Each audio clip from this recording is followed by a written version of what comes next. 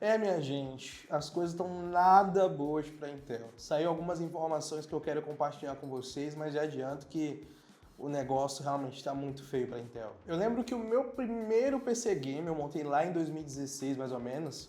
Em 2016 já existia a concorrente AMD, que não era os Ryzen ainda, eram os FX, aqueles processadores da AMD que tinham mais núcleos do que os processadores da Intel, porém em relação a performance e consumo, temperatura, eficiência de maneira geral, eles ficavam muito atrás da Intel e também em relação à quantidade de vendas, né? O market share da Intel era muito, mas era muito superior. Se eu não me engano, chegava a mais de 80% lá em 2016 o market share da Intel para o nicho de desktops, né? De computadores, PCs de mesa, digamos assim. Era muito, mas era muito difícil você encontrar pessoas que utilizavam os FX, a não ser pessoas que estavam ali utilizando os FX de entrada, aquele FX 6300, que era tipo um i3, né, naquela época, e a Intel tinha o i3, o i5, o i7, não tinha, se eu não me engano, o i9 ainda, mas tinha aquele 5960X, se eu não me engano, não sei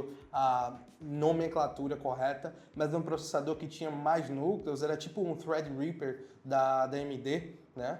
E esses processadores, de maneira geral, da Intel vendiam muito bem. A gente via, pelo menos ali na parte de notebooks, que só existia Intel, não tinha outra opção. A AMD, pelo menos eu não conhecia os processadores da AMD em notebooks naquela época. Hoje a gente é muito comum a gente ver os Ryzen aí em notebooks bons, notebooks topo de linha, notebooks mais baratos. Então a AMD está ali na parte de notebooks muito forte também e na desktop hoje ela está vendendo, tendo um market share acima do market share da Intel.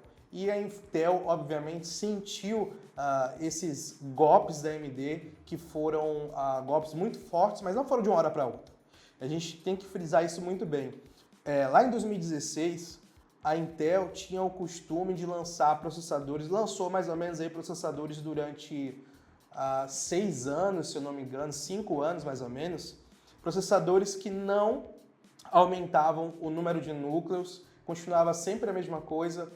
Se eu não me engano, o i5 ele tinha 4 núcleos, era um quad-core de 4 núcleos e 4 threads, e o i7 era 4 cores e 8 threads. Então, era muito próximo ali a potência de um para o outro, tinha uma diferença significativa de preço, mas era o que tinha no mercado. E eu acabei até comprando na época um i7 6700, sem ser a versão com K. Se você quisesse mais núcleos, aí você teria que ir para um 6800K, 6850K. O 6800K, se não me engano, era o 6-core, né? Então, era bem difícil, você pagava valores altíssimos para pouco núcleo, digamos assim, em comparação ao que a gente tem hoje.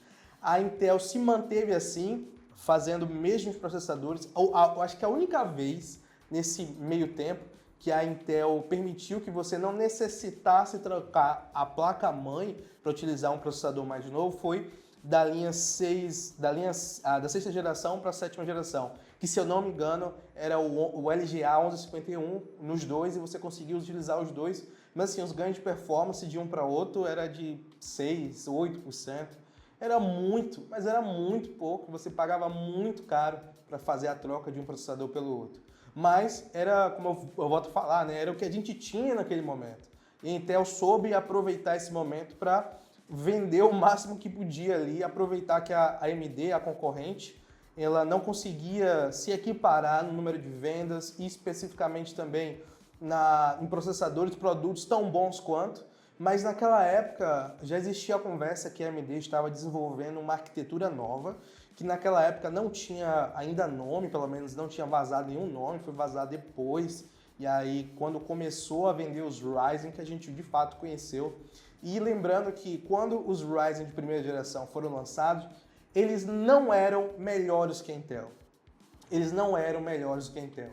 Mas aquilo ali era um sinal de que a AMD realmente tinha desenvolvido uma arquitetura nova e essa arquitetura tinha um futuro muito bacana pela frente.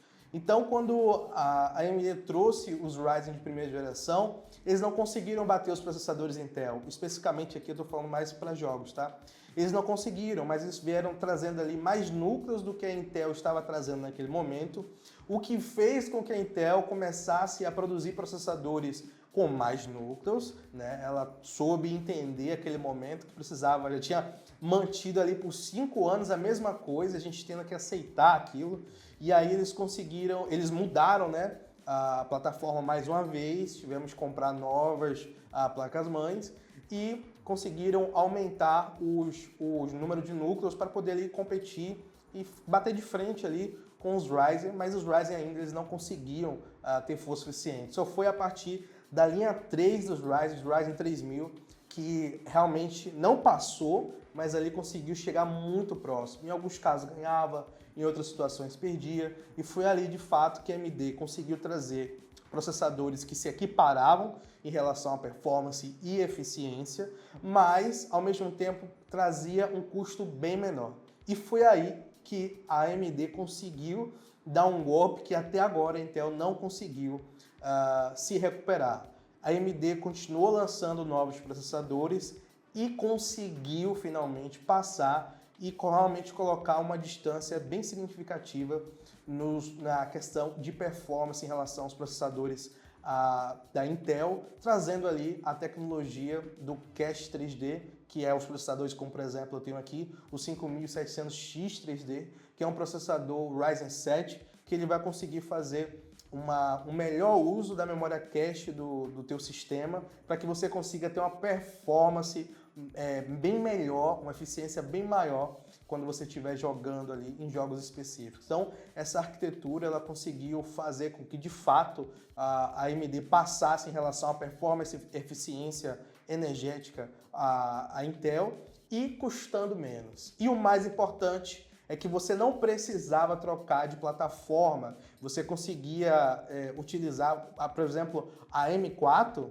a plataforma M4, você consegue usar diversos processadores. Inclusive, existem processadores de uma plataforma diferente que você dá dentro da AMD, que você consegue fazer uma atualização para conseguir receber e se adaptar. Você precisa fazer um update ali e tal, e você consegue adaptar com esse update de firmware para conseguir utilizar processadores mais novos. Então a AMD conseguiu não só trazer processadores melhores, com custo melhor, como também não obrigando a pessoa a fazer upgrade de placa-mãe, que permitia que as pessoas tivessem mais dinheiro para investir em processadores, o que foi uma coisa totalmente diferente da metodologia ou da cultura, digamos assim, que a Intel veio praticando enquanto esteve à frente. Foi nesse momento que a Intel, de fato, começou a ter diversos problemas e agora ela tem uma projeção de demitir quase metade dos funcionários. Se eu não me engano, eram 120 mil funcionários que a Intel tinha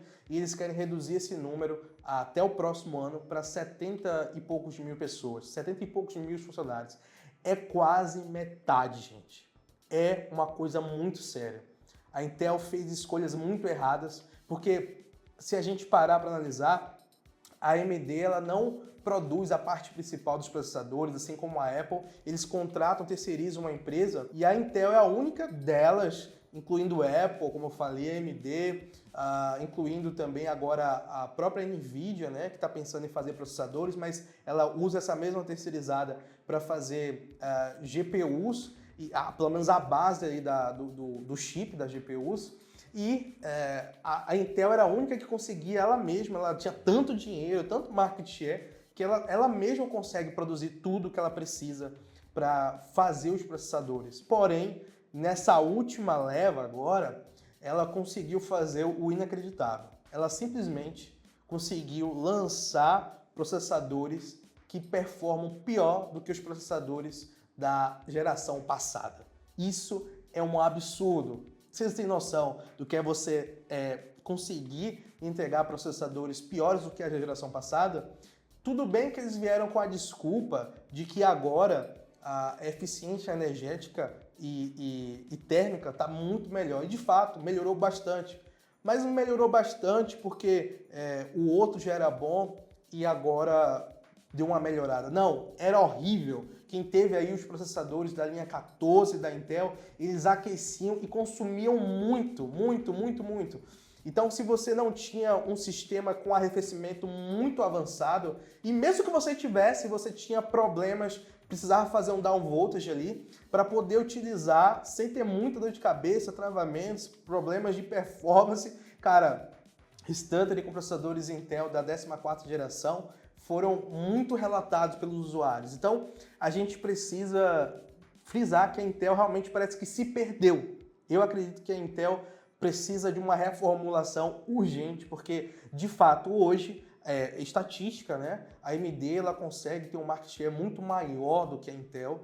Inclusive, voltando até o assunto da Intel conseguir produzir processadores sem precisar de terceiros, ela acabou que usou para lançar, né, os seus processadores novos para linhas de notebook, utilizando a arquitetura ARM, se eu não me engano, que são esses processadores muito parecidos ali com os processadores da Apple, dos MacBooks, né, a linha M e tudo mais.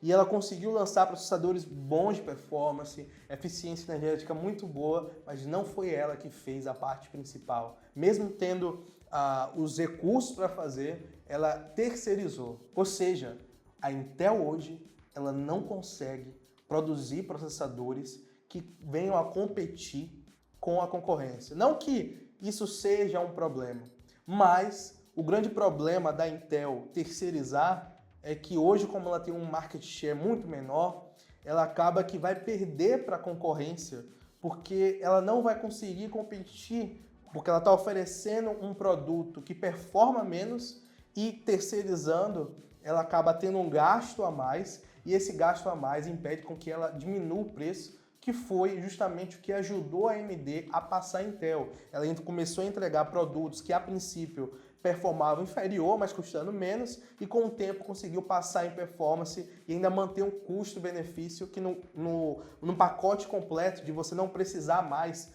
trocar a placa-mãe, por exemplo, durar por muitos anos a placa-mãe, fez com que as pessoas preferissem, optassem pela AMD.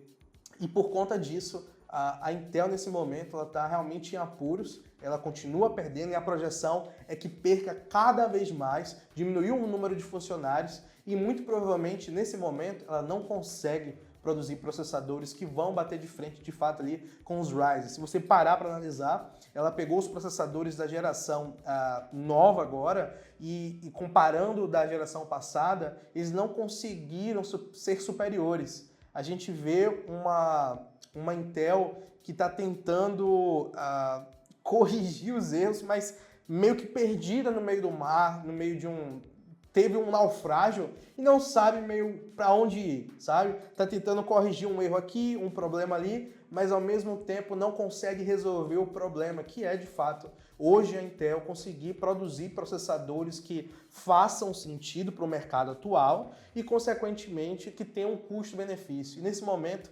terceirizando a Intel com o market share que tem hoje, porque a AMD ela consegue ser competitiva em relação ao valor, porque o market share hoje, a quantidade de produtos que a AMD vende em relação a processadores é muito maior do que a Intel consegue vender nesse momento. E eu estava fazendo uma pesquisa muito rápida, você pode fazer essa pesquisa também, pode ir ali, por exemplo, no Mercado Livre ou na Amazon, ou até mesmo em alguma loja que venda processadores Intel e processadores AMD e que mostre a quantidade de produtos que foram vendidos. Você vai ver que a diferença entre um e outro é absurda, Então a gente precisa ficar ligado de que nesse momento, mais do que nunca, não compensa pagar mais caro ou pagar a mesma coisa em processadores Intel por conta dos problemas térmicos que tem tido. Saiu a notícia de que em alguns lugares da Europa que está tendo ondas de calor, tiveram alguns problemas num aplicativo específico, se eu não me engano, foi o navegador Firefox, eu posso estar enganado, que eles conseguiram pegar o relatório, né, do que estava acontecendo com os usuários e conseguiram perceber que eram problemas de temperatura por conta do sistema das pessoas e percebeu que as ondas de calor que estavam coexistindo ali na Europa estavam também nos mesmos localizações onde os crashes de processador foram relatados. Então, a Intel está tendo problemas, mesmo com os novos processadores, e a antiga continua tendo problemas com processadores muito quentes. E melhorou sim o consumo, mas perdeu performance e continua esquentando. Então não conseguiram resolver o problema. E talvez, meus amigos, esse seja o fim da grande Intel. Eu espero de verdade que não, porque se a AMD realmente tomar a frente, ela pode simplesmente fazer o que a Intel fazia no passado, quando ela era a única concorrência, né? Tinha um monopólio da venda de processadores, especialmente para a linha de processadores desktop que a gente utiliza no dia a dia, né? Para o usuário comum como eu e você. Então eu e você precisamos ficar ligado nisso e meu conselho é não compre Intel, compre processadores AMD, porque nesse momento é o que mais faz sentido.